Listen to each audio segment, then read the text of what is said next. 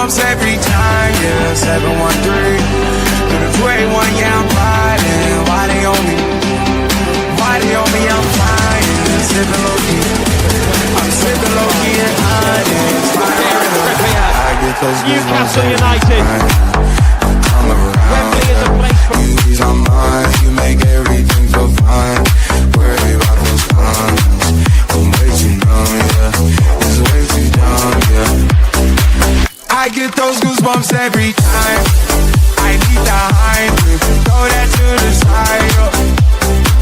I get those goosebumps every time, yeah. When you're not around me, throw that to the side, yo.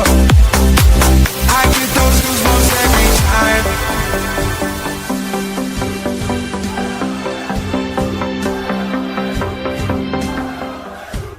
Look at what, Army. Good evening, everyone, and welcome back to Loaded Mag NUFC. We are back again after celebrating a fantastic win in the Champions League. Again, we are back because the games don't stop. We keep on running, and we are back to Premier League action. And it is the big match preview, the away days preview. And boys, we are here to talk about what is a crucial game. A crucial game away at Brentford. But boys, how are you on this fine Thursday evening? You all good? All good with me. As I said to UP, I'm just tired. Up too late on shows last night, chatting to you boys and all the chatters as well. But great to celebrate our victory in the Champions League. But back to business now, and this really is the big one because we need to start picking things up in the Premier League, or we'll be well cut adrift. So big weekend for us. But how are you, Chris? Good, mate. Yeah, similar to yourself, bit tired, busy day. But yeah, really looking forward to having Alli back on. And yeah, it's a very, very important game, isn't it? In many ways, more important than the Champions League game. We've got fantastic form in the Champions League, but not so much in the Premier League, and we really need to turn that around. And hopefully we do that on Sunday, but we will see. Pete, how are you doing, mate? Yeah, same, tired. I literally, 15 minutes ago, just got back from the gym. Did an hour's run, and yes, very tired, very rushed off our feet, but always good relaxation to sit down and talk football. And then Traitors final tonight, the Traitors final after that, so we'll be tucking into that later on. But we've got important matters to talk about, and we've got a fantastic guest to talk about them with. So it's an absolute pleasure to welcome in from Brazzotti B's podcast. We have Alli Tonali. So we'll welcome in Alli. Before we bring Alli in, I wonder, will Alli be talking about traitors in a different sense? We'll have to ask her. Welcome, Alli. I have to say, I'm actually very new to Traitors.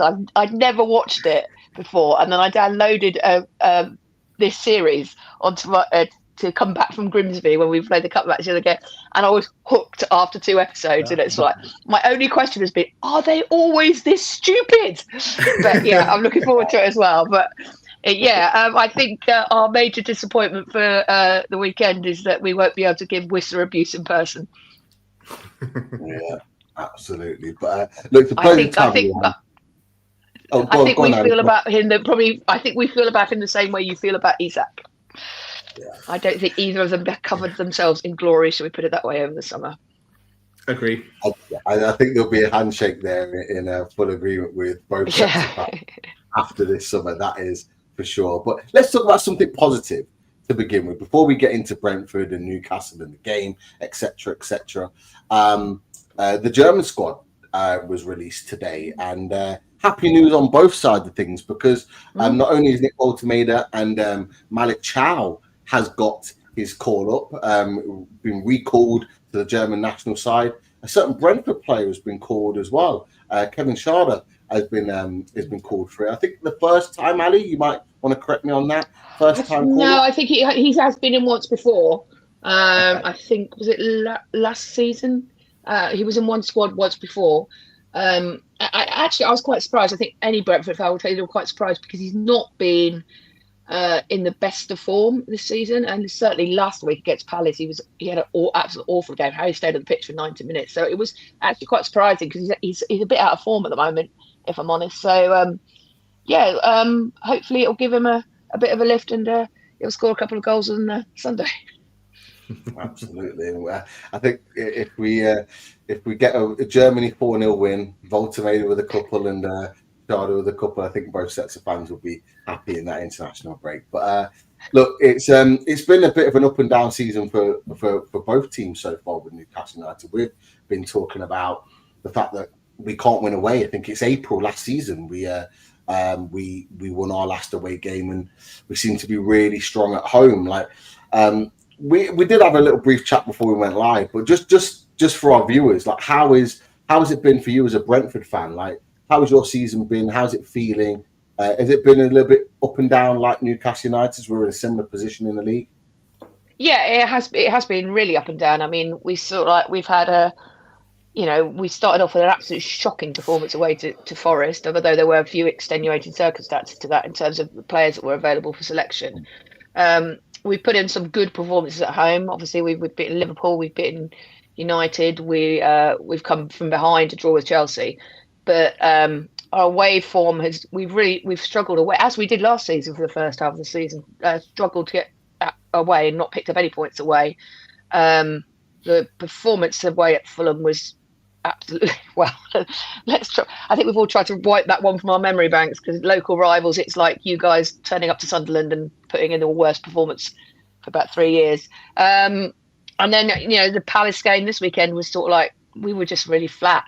So I think as far as what I've seen of Newcastle as well, you're very much in form at home, but again away from home, it's just you seem to be struggling, and it's really up and down. And I think we were expecting that, because not only have we lost 3 key players in Mbumo, he who shall not be named, and Christian Norgard, who was a real surprise, but obviously losing Thomas Frank after such a long time, who was so much part of our promotion, everything we've achieved in the Premier League, and to go in with a rookie coach. I think we were all expecting that it was going to be a roller coaster ride, but we're on the same number of points as we were at the same point last season. So from that point of view, we're sort of like maintaining what we're doing. We could just do with picking up a few more points away from home and being more consistent. Consistency is key at the moment, and it's just not there right now. I think the Premier League's like that at the moment. If you look at sort of away from Arsenal, I mean, looks like Man City is starting to find a little bit of form, but everyone seems to be inconsistent. Everyone was talking about Tottenham 3 weeks ago, and then they go and lose a couple of games and everything's falling apart. And it was the same with one or two other teams. Villa were relegated after 3 games, apparently, with the way they started. But it seems to be a bit up and down for anyone. So any form of consistency is going to shoot you up the table. Alli, I've got a question for you, and it's about your manager. Obviously, you lost Thomas Frank to Spurs in the summer, and Keith Andrews. He was quite harshly treated in the summer by opposition fans and people in the media. Everyone had Brentford to be relegated. I know we did put Brentford's name into it in our it happened. because we without Thomas Frank, who's an excellent manager, we weren't sure Keith Andrews' first job in football. How has he sort of adjusted to life as manager at Brentford from his previous position at the club? And are you seeing any sort of noticeable differences in the style of play, the way you're kind of approaching games? Is there anything different, new, exciting, not exciting? Like, how has it been in these first 10 or so games? I think there's definitely evidence that he's learning as he's going. Sources from inside the club have said that they're very happy with all the statistics. He's hitting all the key measures that they use. So they're very happy with him. I think before the start of the season, I think nearly everybody was concerned. I mean, we have this whole, you've got to trust the process and all this sort of stuff, but I think everybody was concerned. And certainly after that first game at Forest, the concern went up a notch. I think some games we have been a really, really difficult watch. It's interesting because to the naked eye, it feels like we're going long a lot more than we were.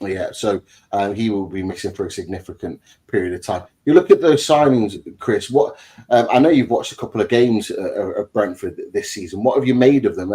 Atuara up front in particular, Kelleher in goal. Have they had good starts to the season for you?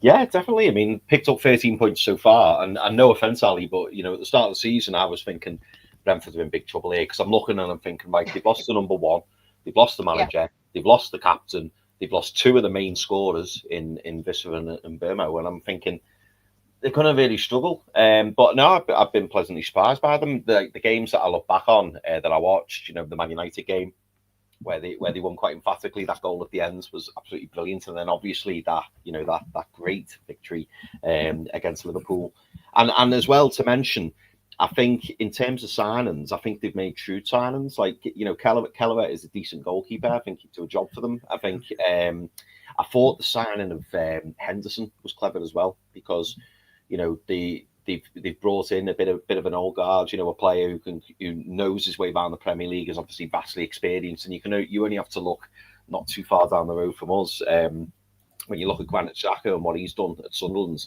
So like Jordan Henderson's like a similar signing for me. But yeah, I've been pleasantly surprised. I mean, it's still early days, isn't it? But I think things are looking up and things are positive. And you'd hope, Ali, you were saying about Keith Andrews maybe being a bit negative with his substitutions and stuff like that. Maybe as the season progresses, he'll become a bit braver. Who knows? But I think he's made a really good start. And interestingly, Ali, what are your upcoming fixtures like after ourselves? I haven't looked. Have you got like a favourite? I think. I think we've got Brighton straight after the international break. Brighton away. There's certainly Wolves just before Christmas. I have them here, Ali, if you need them. Oh, go on. Yeah, it's Burnley, then away at home. Brentford at home versus Burnley. Then it's away at Arsenal. Then it's away at Spurs. Away at Leeds. Home. Brentford at home versus Leeds. And then you're into December. Then they're kind of heading towards December. So yeah. On paper, it's. I mean, we did have on paper a very difficult start because Liverpool, Man United, Chelsea.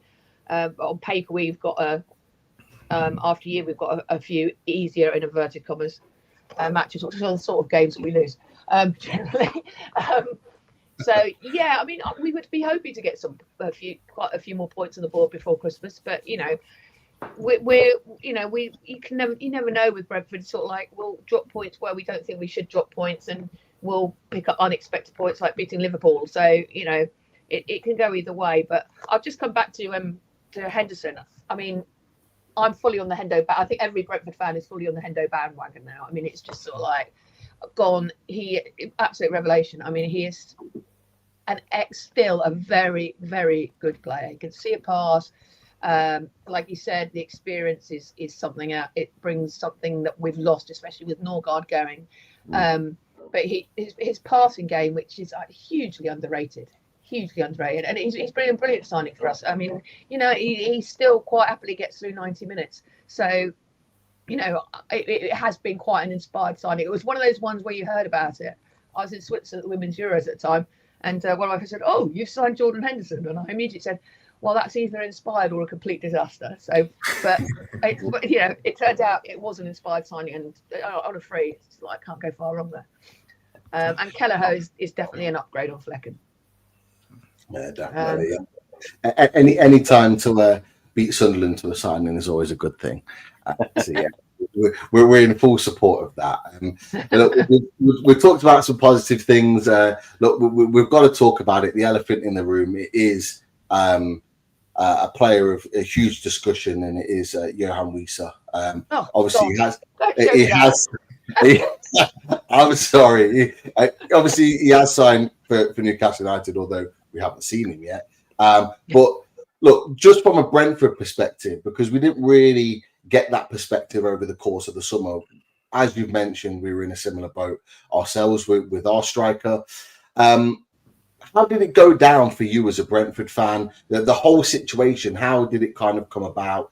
And what is the general consensus towards Yoane Wissa after all the dust is settled. Well, the general consensus, shall I put it this way? Sky will be doing a lot of apologising for the bad language that they may have heard from the crowd on Sunday. Put it that way.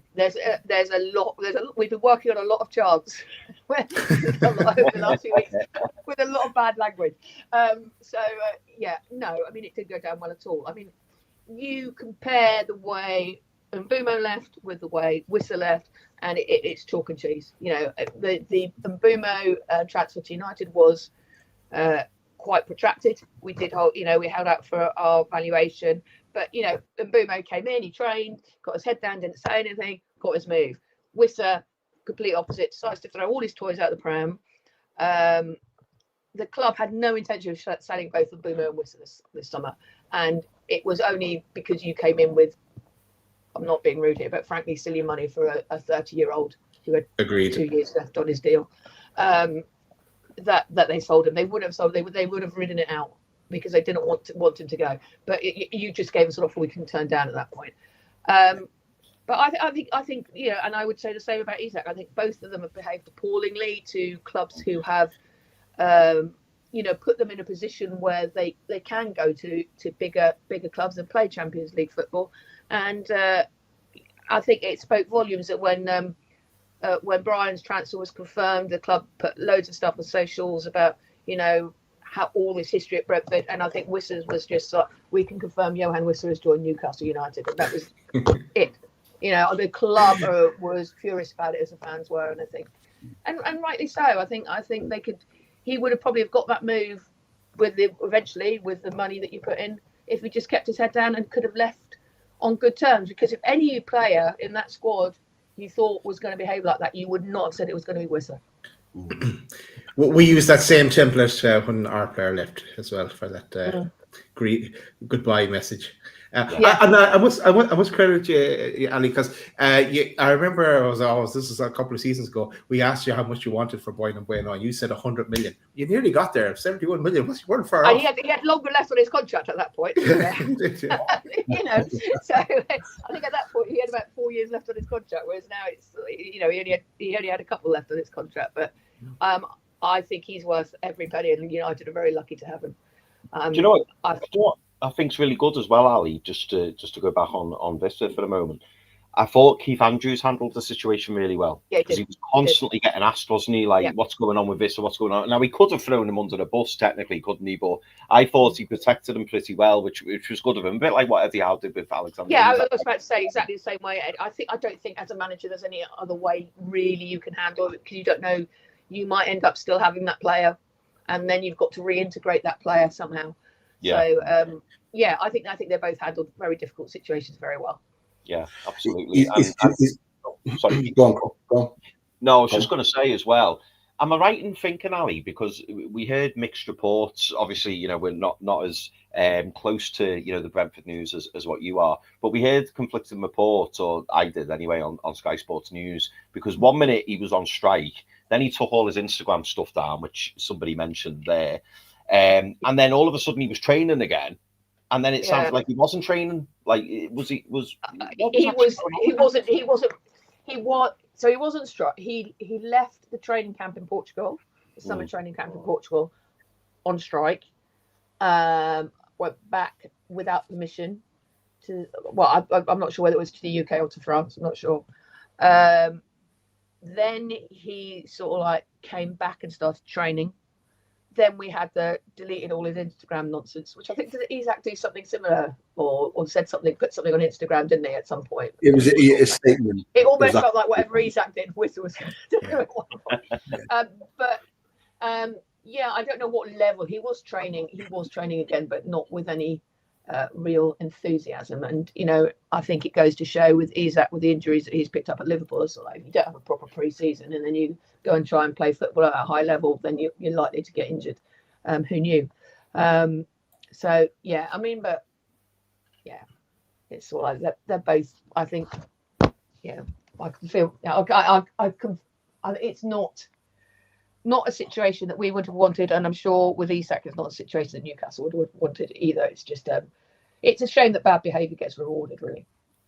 Yeah, absolutely. And just to make that clear is that during our shows throughout the summer, when we're doing our transfer shows, both or the three of us as a panel and people in the chat, our live chat, were very much of the mindset that, you know, we're not necessarily happy with Yoane Wissa's attitude and the way he went about his move. And I think, you know, a lot of Liverpool fans, Newcastle fans got a lot of sticks saying, oh, but what about Wissa? And we were going, actually, no, we're not happy with what Wissa's doing. We don't want him to do that sort of stuff. That's what we don't want. We're looking at Isak and seeing what he's doing. We don't want Wissa doing the same, because we don't want that type of attitude coming in to our team. So we were very much of that. But just to add on to Keith Andrews, I listened to his press conference today, and I thought he handled it fantastically well when asked about Yoane Wissa as well. You know, the first thing he mentioned. I haven't seen it, to be honest. I've not seen it, so I don't know what he said. Yeah, so the first thing he mentioned, because I think they wanted to get sort of a soundbite with regards to his injury and whether they were happy with that, and he made it absolutely clear, you know, I'm not happy with the fact that he's injured. You know, you don't want, regardless of whether he's our player or not, you want him to be kind of fit and playing. He's mentioned, you know, he kept it very, very professional with regards to the Wissa situation. Did go into great detail, but was of the mindset of, I'm happy that he's not playing on Sunday because he's a fantastic player and we don't want a quality player coming up against us. But, you know, he said, good luck to him at his new club after Sunday. You know, hopefully he gets back fit, etc., etc. And he could have gone down a different route, because, you know, it was a really difficult moment for him. Not only was he a new manager just coming into the club, he had to then handle that as well on top of that, and almost very much a baptism of fire. So I think he you know, fair play to him. And it was nice listening to actually just kind of talk about that situation a little bit in his presser. So yeah, fair play to him. He's always kind of kept that professional head on him in that situation. But we won't be seeing Yoane Wissa. Of course, it's been confirmed by one of our top reporters, Craig Hope, this evening, that he will not be available. We didn't think he would be anyway. He's not even in full training, is he? I don't think. Is that right? Is he not in full training? Not yet. I can grasp. That's about it. He's doing running, but there's some issue with waiting for the swelling to go down. I just want to ask you really quickly: did you have the same problems with Congo that we did? Because I'm still not happy with Congo and them in the way they managed Yoane Wissa. I refer to them as amateurs. Their staff for playing a player into the ground, having not had a pre-season and not looking at resting him, whereas Isak was only given 15 minutes for Sweden. Did that happen for you when he was at your club? Not that I was aware of. I mean, we've had a similar situation with Scotland and Aaron Hickey. So, you know, we've spent 2 years getting Aaron Hickey back to full fitness, having had 2 hamstring operations. Just gets back, he's into the team, he's playing well, goes off to Scotland. And then they play him when he's got a mind. Picks up a minor knock in training, and they play him, and he's injured again. I mean, he's now back to fitness again, and they've selected him again, and we're going, we really don't want him to go. So. No, not that I was aware of. Not that I've been aware of. But so I can't. I'm afraid I can't give you support on that one. But I will say Scotland are just as bad. Yeah, absolutely. I know we're really short on time with you, and we've got to let you go in literally just a minute. But is there? I can see one question there from Jeannie Esther that might be worth asking of a player that I like quite a lot. And so 2 things. That one question, and then Alli's prediction, and then Alli, we can let you go. Okay. Real. Yeah. Do you know what, Pete? I'm really glad you segued to this, because we've got to talk about this fella. Possibly the longest throw in the Premier League, I would say. Junior Esteban-Alden. Can we talk about Michael Kayode, arguably the best right back in the league right now? Yeah, I mean, what a signing he has been for us. So, I mean, we signed him on loan with an obligation to buy in January. And this season he has really come. I mean, he can pick up the ball in the right back position and ends up at left wing. It's just ridiculous. I mean, it is. He does sometimes run across the pitch and you'll just go, don't lose it there, don't lose it there. Pass the ball, don't lose it there. But yeah, I mean, he is an astonishing. He is that rarity. Quite often you'll get attacking fullbacks who aren't actually that good defensively, but he's an attacking fullback who's actually a really good defender as well. And he has just got this long throw is just like monstrous. I mean, we've had some long throw special, but it is absolutely. I've never seen anybody hurl a ball that far. So yeah, I mean, it is, and also, I mean, it's such a genuine weapon, because from a you can't be offside from a throw. From a corner, you can be offside. So it makes it so much. I think it's much more difficult to defend against, which is why you see it sort of like become a the new trend in the Premier League almost. It's everybody's doing long throws all of a sudden because they've just picked up on it. But yeah, I mean, best right back in the league at the moment. I think is Timber right. Timber's right back, isn't he, for Arsenal? I think might be pushing it because Timber has been magnificent for Arsenal. What I've seen of him this season. So, but yeah, I mean, he's certainly in great form at the moment, and sort of like, unfortunately, you sort of like keep your head down, son. Don't draw too much attention to yourself at this point. But yeah, no, he's a great player. He's a fantastic player, fantastic signing, and he's very young as well. Alli, 5-year contract. How much is that obligation? How much was the obligation to buy? Yeah, I can't remember off my head, but I mean, I know it's a steal. I bet it's 18 million euro. I think it was like in the early 20s. Was it? Yeah, it's not high. It's not even 30 million. It says steal for the player he is. Yeah, 18 million euro is coming up out here on transfer market. That sounds about right. I said a year ago to a Man City fan, we know him, LB. He was looking at Walker replacements, and I mentioned him. He kind of like laughed it off. Oh, who's this guy? And now, like literally the other week when he played against Liverpool, because he was outstanding in that game, he was like, "Is this the same guy that you're on about?" I was like, "Yes, he is the same guy." I'm so glad because he was really good at Fiorentina, and I was shocked that they let him go for as cheap as he was. But superb player, and look, it'll be great to watch him over the course of the season for you and how he progresses. Just as long as he doesn't do it on Sunday. But that brings us quite nicely to your prediction, because we're going to carry on and do tactics and various other things to end the show. But for you, Ali, what's your prediction for Sunday? Oh gosh, you know what? I think it depends on which Brentford turn up and which Newcastle turn up. I don't know. I mean, I think I predicted a draw, did I, last season? And then we absolutely romped home against you last season, which, I mean, I always take credit for your Carabao Cup run after that, because then you went on this great run when you couldn't lose after we romped you. So maybe we need to do that again for both of us. I don't know. I think it's probably going to be a tight game. I think there'll be quite a lot of goals in it, and I would probably go. I think I'm going to go 2-2 actually. Okay. 2-2. Yeah, game full of goals, absolutely. But Ali, look, we won't keep a clean sheet. You'll score. We won't keep a clean sheet. I would have said. I think we would have said a few weeks ago, lads, that we probably we'd be confident in keeping a clean sheet. But after last Sunday, no, I said we won't keep a clean sheet. Yeah, and I'm saying like we would be confident normally, but after last Sunday, like we're like. It's a mystery to me how you lost to West Ham, because we played them. They were awful. They were awful. Dreadful. Oh, I know.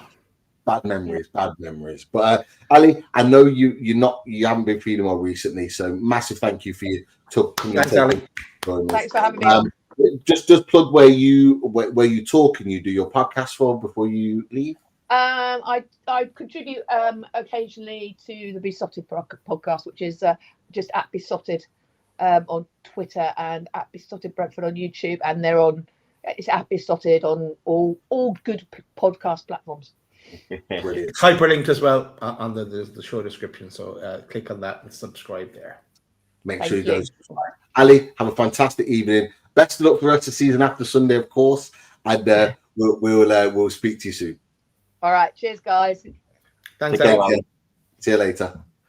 Great to have Ali on, and thank you for taking the time to come and join us, boys. Some interesting perspectives there with regards to the team this season. What do you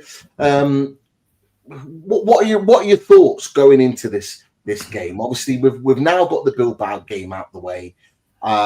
We've got those points in the bag. Confidence is back again. What are your thoughts going into this Sunday? Like, how big is this game for you? I've put it as crucial, critical. Like, they're the kind of words that I've been using. What words would you use to describe this Sunday and this particular game, Daz? words are used, but I think we need to try something different than we have been trying in every other away game in the Premier League. So I'd like to see something different, and I'd actually like to see tactics change. But that'll be interesting when we come to the tactics board, because they always let Chris go first and then use the buzzer. Unless I get to go first. You did the last. So it is critical. You're right, Pete. Because if we get another defeat, going into an international break as well, you're 2 weeks thinking about that, and you can't. It's not another game to bounce back quickly into it. So, no, we want a positive result, and I want to win. Absolutely. What about you, Chris? Like, what are your thoughts going into this game? Like, what's your mindset about it? I mean, the two words you use, Pete, pretty much sum it up. I mean, the only words I could add to that would probably be must win, and I think the other one would be mentality. I want to see us go in with the right mentality. We've got to get this monkey off our back, so to speak. We've got to make sure that we go in with the right attitude, that we go in confident. We've had a reasonably good performance, midweek against Athletic Club. We're doing very, very well in the Champions League, but we need to replicate that in the Premier League. We've got to bring it over to the Premier League. Now, everyone knows Premier League's a really difficult league. No game's easy. I think that's a cliche that's been used over the years. Genuinely, I don't think any game is easy. As we're seeing with all the strange results that are happening every single week. But I can't, and I don't like saying this, but I can't see us not winning this game. And I don't mean as in I think we're definitely going to win. I mean as in I can't even think about the prospect of not winning this game. Like, we can't have another draw. We've dropped points away to West Ham. If we can go and get the win against Brentford on the weekend, all of a sudden you're looking and going, okay, I fancied us away to West Ham. I would have always classed this game as a difficult one, particularly for how Brentford have started the season, given that they're above us in the league at the moment. So it feels like a must win. It really, really does, because I can't even see an outcome where we draw or lose, because if we do, I think it's panic stations a little bit, because we need to make sure we get European football. We need to get back in those Champions League positions. We really, really do. And as well as we're doing in the Champions League, which is brilliant, I don't want to do well in the Champions League and our Premier League form suffer and we end up finishing 9th or something. Like, that's not going to work. We've got to be at it. Unless we win it. Yeah. Well, let's do win the Champions League. I mean, that'd be great, but the likelihood of that is probably very unlikely. Yeah. Look, I know you said you don't want to talk about the potential of not winning that game, but if the teams around us all win and we don't, and we lose that game with Man City at home, Everton away, I think we've then got Tottenham and Chelsea not long after that, as games to come. Would you honestly, and I'm just putting it out there, this is not my opinion on this, but would you say that if we don't win this game, or we lose, for example, could you be saying that Champions League is maybe out of our reach? Yes, because I've said that already. I said that I think we'll finish the way it's gone so far, and if we were on the same kind of trajectory, and we do pick it up a bit, I think we finish 6th. So I think Champions League is already looking very, very difficult for us. Something massive has to change for us to get back in. And I know it's bunched in the table, so on paper it doesn't look that we're that far adrift, but the game is coming thick and fast as well, and trying to balance multiple competitions, it's going to be very, very difficult. So. Yeah, it is going to be difficult, isn't it? I mean, I'm still clinging on to the hope that we can get it. You're right, it's bunched. Will it require a massive effort? Absolutely. Of course it will. I still look at that West Ham game in isolation. We should have won that game. But if I, going off my theory, before the West Ham game, I was going, if we win this West Ham game, we're on track. So to lose one game and then say, I can't see us doing it would be me being very hypocritical. So I'm still believing that we can do it. But yeah, like you say, if we were to lose this game, I think my mindset may change. Yeah, it's going to be very, very interesting to see how we get on in this one. But just a little bit of other news, and I'm just going to see if I can grab it because I couldn't grab it before. Just want to get your thoughts on this before we come to the tactics board. Got a couple of things that I just need to throw at you boys. Two things that came out today. This is from Sandro Tonali. He said this in his interview, I think, after the game last night. I don't want to say I want to stay here 10 years, and in 2 years, 3 years, 4 years, 5 years, I will go. The last summer was tough for us, for Alex, meaning Alex Isak. But this is football. If you have an option for your life, for another team, you need to think about everything.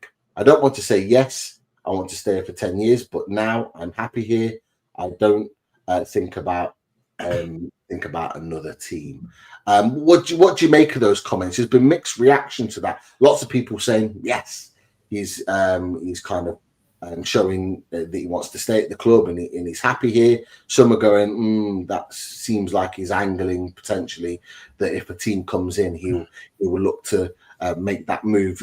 What have you made of those comments? Just whether you've heard them before from earlier on today, or whether you've just seen them now for the first time. What are you thinking about what Sandro's had to say after the Athletic Club game, Daz? Yeah, well, that's my first time seeing it because I haven't got a chance to look at that today. But to me, it's Sandro being honest. He's not out to bullshit anyone and to then end up having to backtrack. I think he's happy at Newcastle. He's got a child on the way as well. His life is going to change as well. So he can't rule anything in or out, and that's fair enough. No one can. No one knows what's around the corner at any given time, and especially as a player, you're living season on season. But I think he will be around Newcastle for the next couple of years. I wouldn't be surprised that if he eventually goes back to Serie A, or like a Real Madrid coming from, because they're the only ones that would be able to afford him in the next couple of years. Or maybe he would go on play out his contract and go on a free to somewhere. But so I wouldn't rule out that I think he's a different situation than Bruno. Bruno definitely wants to stay here for as long as as possible, and then maybe go back to Brazil. But no, I'm not worried about those comments though at all. Yes, the message I got from one of my Liverpool friends then now makes a bit more sense. And I replied back, "Do you want to do the dance again after what happened last time?" So, is that what they said? Yeah, that's what they said. There, I them up. I know up already. Have you had any of those similar comments, Chris, after those obviously those words came out from the interview from Sandro today, and just what's your opinion on what he said? Oh, absolutely, I have. My chat blew up with my mates, and that's why I was smiling when Daz said his Liverpool friend had been in touch, because this is the same guy, by the way, who apparently I overrate and he's not that good, and then obviously Paul Scholes said what he said, and now all eyes are on him. And my blue mates going, 50 million tops, that's all you're getting for him, and all these ridiculous comments. Oh mate, we pay 55. It's just honestly, he's just that was a bargain. He's just the worst. So we're getting all this. But yeah, to me, I'll be honest, boys, I read this. When I saw the comments, obviously I went to find the comments myself because the lads were trying to, put their own spin on the comments. So when I read the comments, to me, I see it as a bit of a warning more than anything. And what I mean by that is, if we're doing well on the pitch, if we're progressing, if we're excelling, I think Sandro Tonali stays. I don't think Sandro Tonali is itching to leave. However, as I mentioned earlier, if we start finishing 7th, 8th, 9th, is that going to be enough for Sandro Tonali? And he mentioned he's not looking at other clubs, but he's also saying that he's not. He didn't say that he's not interested in other clubs if they come in. So that's how I read it. I read it as in, never say never. I'm happy here. I'm not looking to move, but who knows what's going to happen in the summer? Who knows where Newcastle are going to finish? I think all these come into play. And somebody in the chat mentioned there, enjoy him, and that's very much what I'll be doing. I'm definitely not going to go all in like I did with Alexander Isak, where I was convinced Alexander Isak was going to stay at least one more year. The club have obviously protected themselves. Come the summer, he will still have 4 years left on his contract. So from a financial point of view, I think the club are protected. But if Sandro Tonali it continues to have a really, really good season for Newcastle United and then goes and lights it up in the World Cup for Italy, I'm not going to be too surprised if someone comes in for him.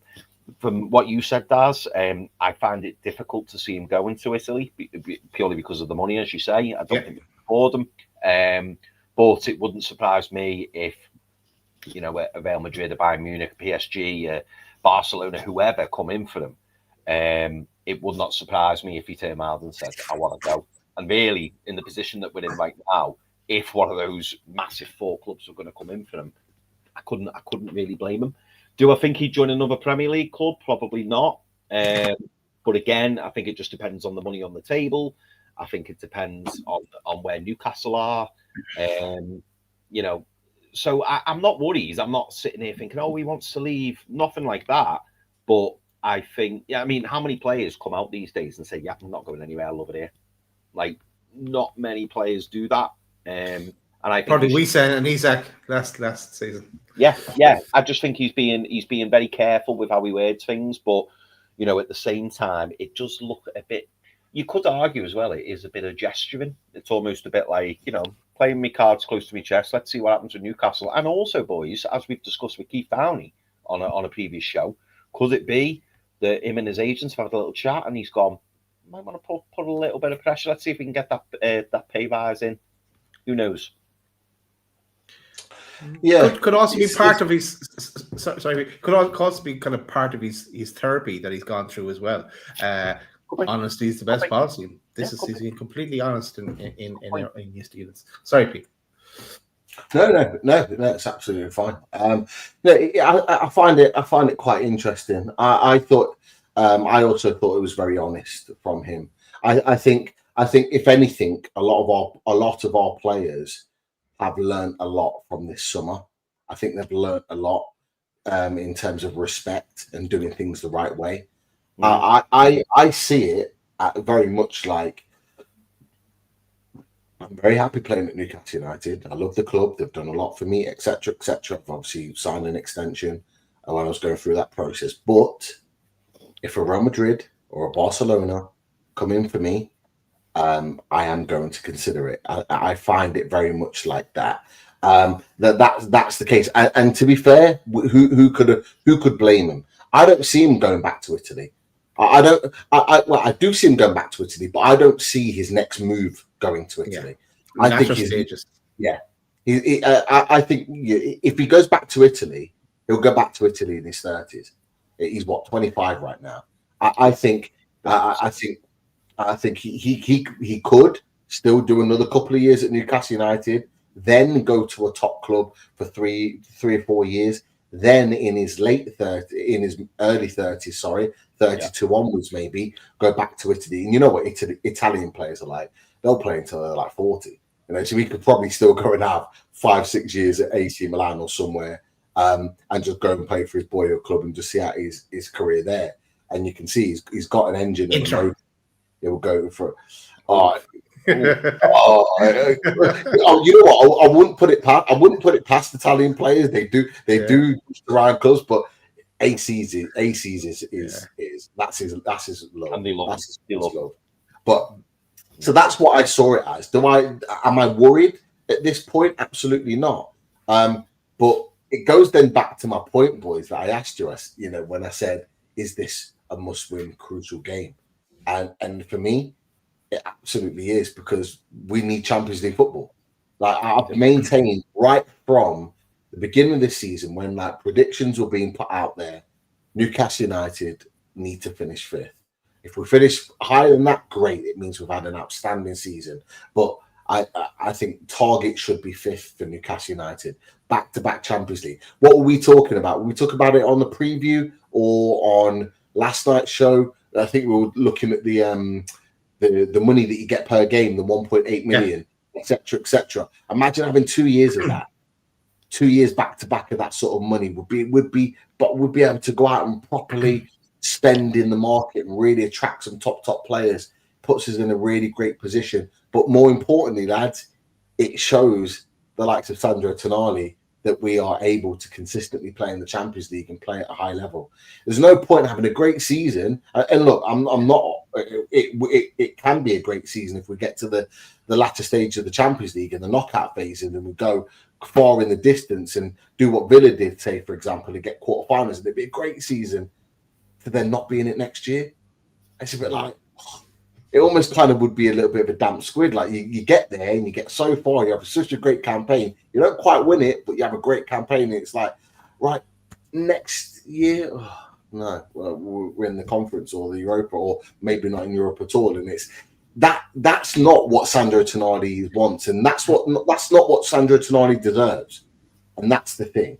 He wants to be playing there year in, year out. So the one thing I'll say before we go to the tactics board is that with Newcastle United, we've signed some fantastic players: Bruno Guimaraes, Sven Botman, Sandro Tonali, Alexander Isak, etc., etc. But we've signed quality players who are ambitious, that want to be playing at the top table, and that it's that kind of like, you know, sliding doors like moment. Like, are we kind of like, or are they outgrowing us? Or are we not moving in the same level as them? That's what we need to be doing. So getting Champions League is absolutely crucial. On top of having good Champions League campaign, etc., etc., we need to get back there again if we want to keep these players. So, look, nothing. These things will keep happening. Nothing for me. I'm not worried about anything at this moment in time. I'm just really interested to see what the boys do and how they turn out, which I think brings us nicely to the tactics board. And I just have to make some last minute changes to the Brentford team, and I will in just a second put them out, although their goalkeeper's done. But what I will do is I want us to do our team first. So. Okay. What are you boys thinking then for this game on Sunday? Obviously, we're not sure about Anthony Gordon. We'll find that out tomorrow. I personally think he'll play or declare himself fit. But what do you think should be the team and will be the team on Sunday? So I don't know who's going first here. I know it was a brief conversation, but I go first. Chris, are you taking the mantle? What we doing? Daz loves the button, doesn't he? Yeah, you can drive. I'll hover over the buzzer, Chris. You've got the horn. You've got the horn. I'll do the drive. Do you want me to let you? What? I've got the what? Oh, sorry. As in, like, I know what you meant.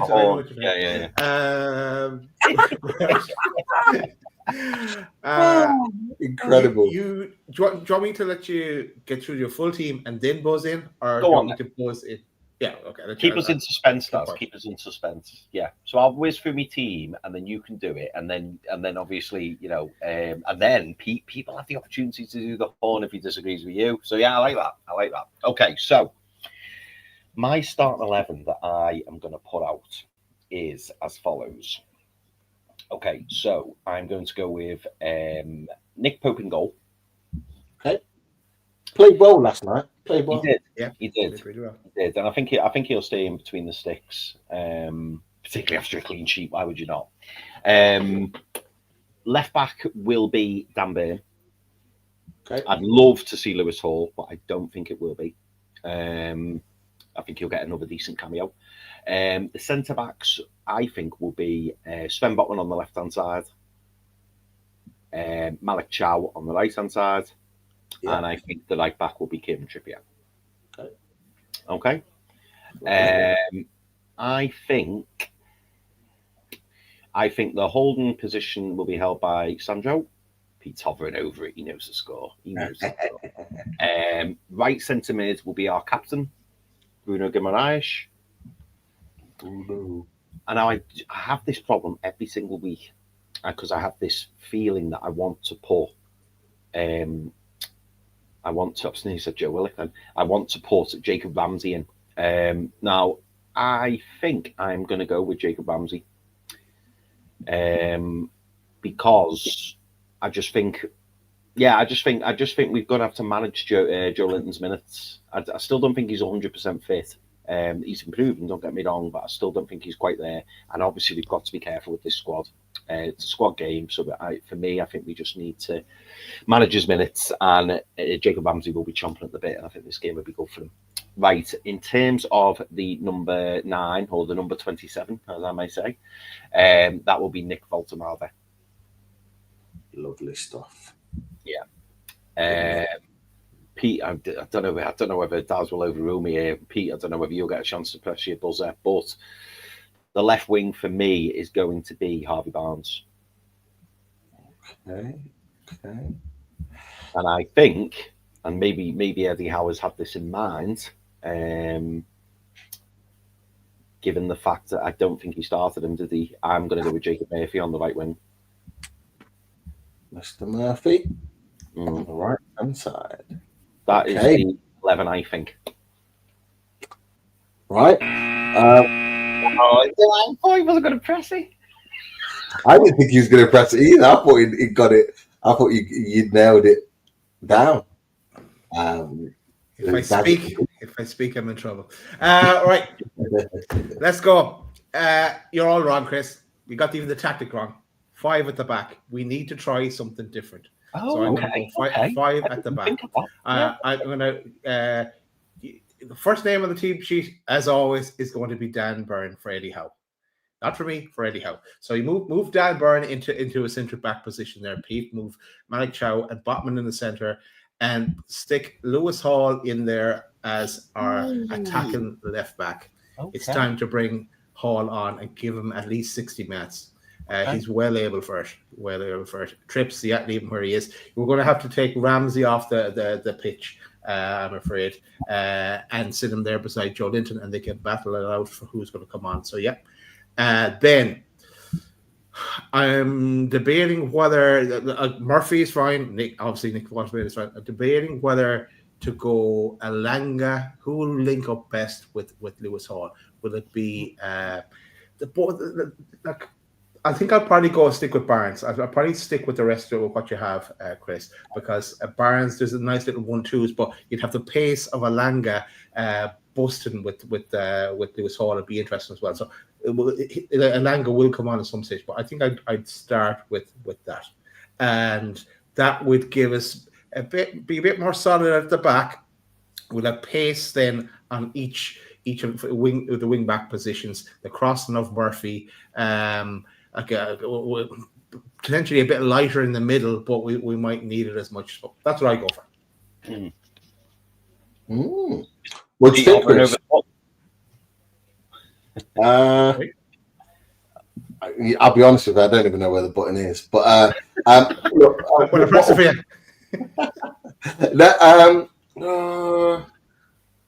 You know what? No, I'd stick with that. Yeah. Stick with that. Like, I don't think that's a bad team and a bad way to set up against Brentford. I would say you've got the option there.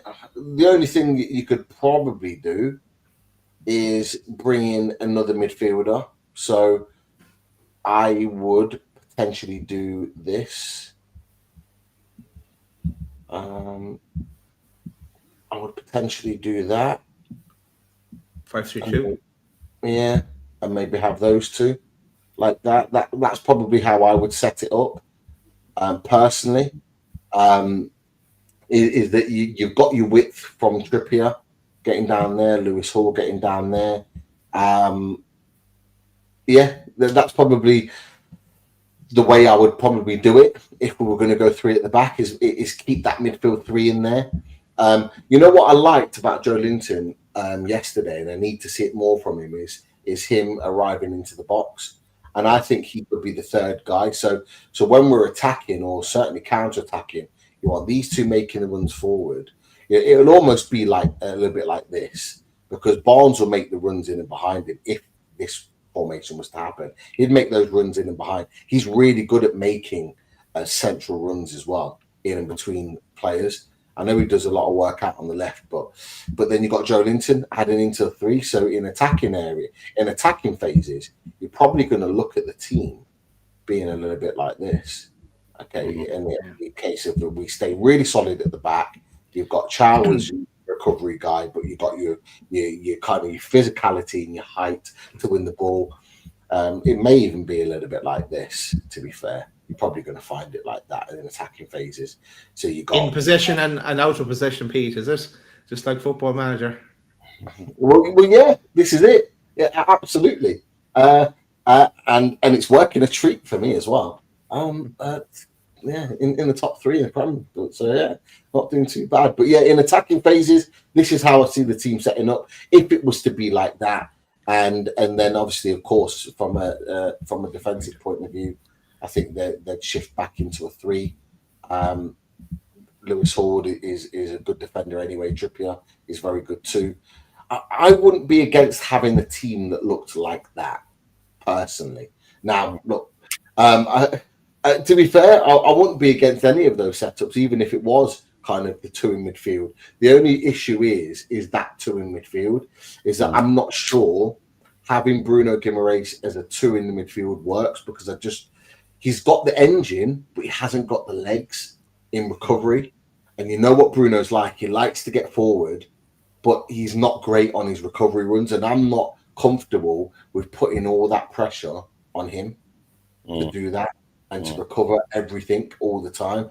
Because, you know, they are good on counter-attacks, Brentford, but I wouldn't want him to put in that position. So I'd want to keep the central defence area solid, and you would have with that back three. I'd want to keep the midfield area solid with these three, and then it would just be a case of what can we do in attacking areas to keep there. Because as Ali said, they're going long ball a lot. Well, they can go long ball all they want, because you've got him that's got the pace in, and then you've got all three of them, Chow, Botman, and Byrne, that are all monsters in the air. Like I'd be more than comfortable that they could deal with Thiago. And I just wanted to really quickly, because I know we're going to sort of move on and potentially wrap at this point, but I just wanted to put on. Oh, for God's sake, why does this keep doing this all the bloody time? There we go. Thank you. So we've got Keller. This is the team that they played against Palace, where they weren't very good. So they had Collins at the back with Vandenberg. Where was he?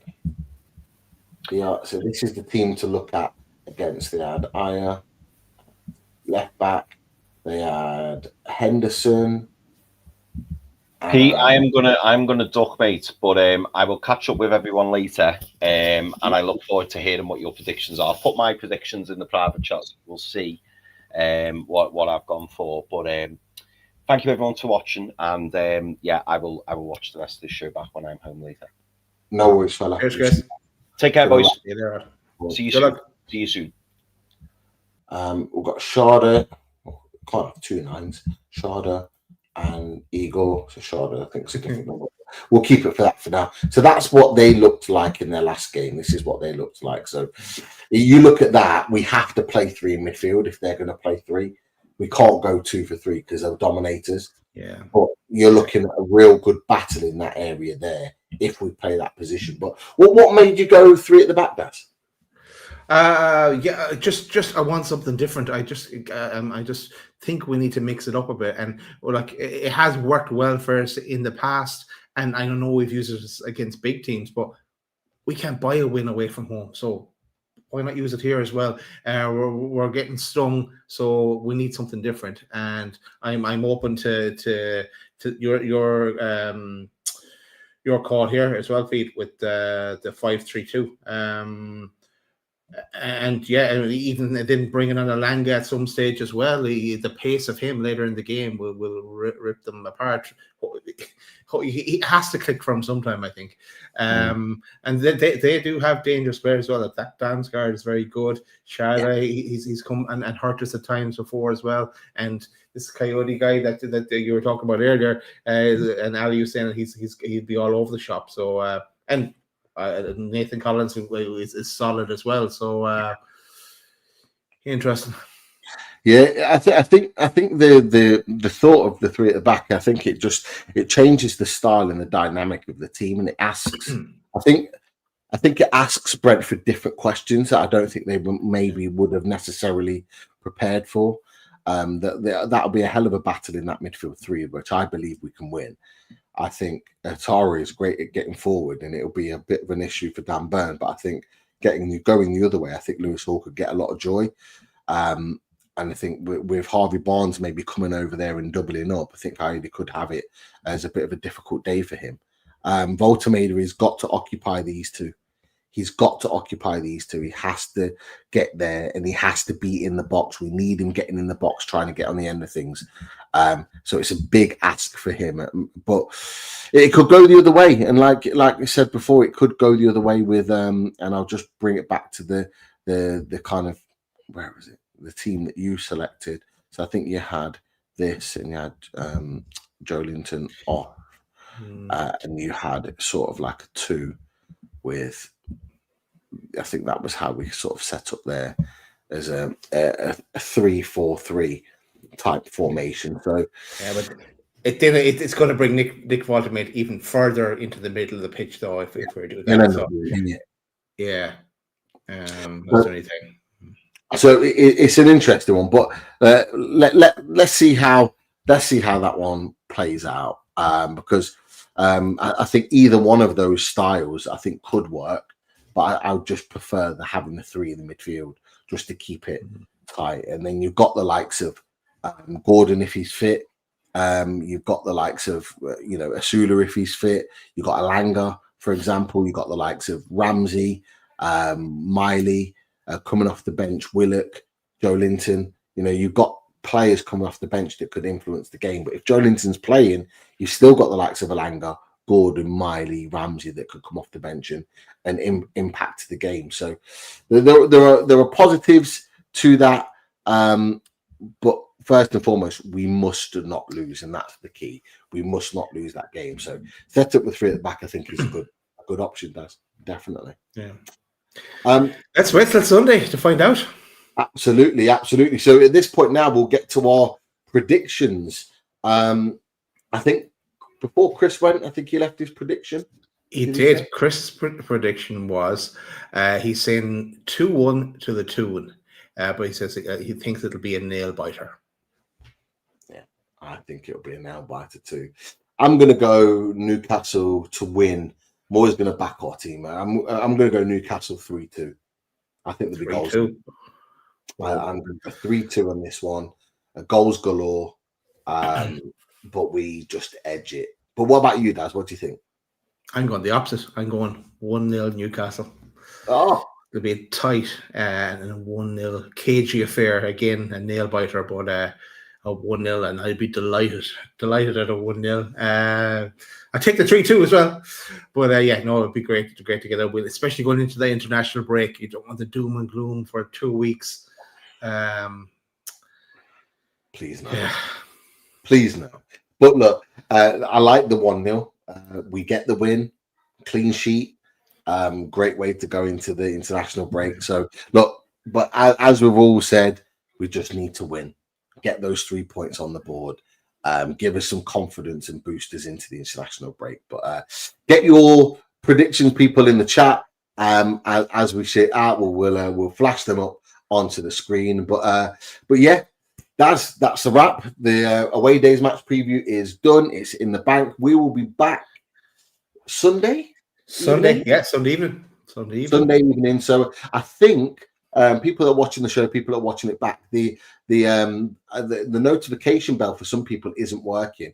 Now I tested that out, and I had our notification bell on for our shows, and it wasn't working for me. A number of people have reported it being an issue. So make sure you're aware. Sunday, 7:30. Did you say 7:30? I think it's 7:30 is what I've set it up for. Yeah. 7:30 for our match reaction. Win, lose or draw. We will be here talking about all things Newcastle United and hopefully celebrating the 3 points in the shades back on again.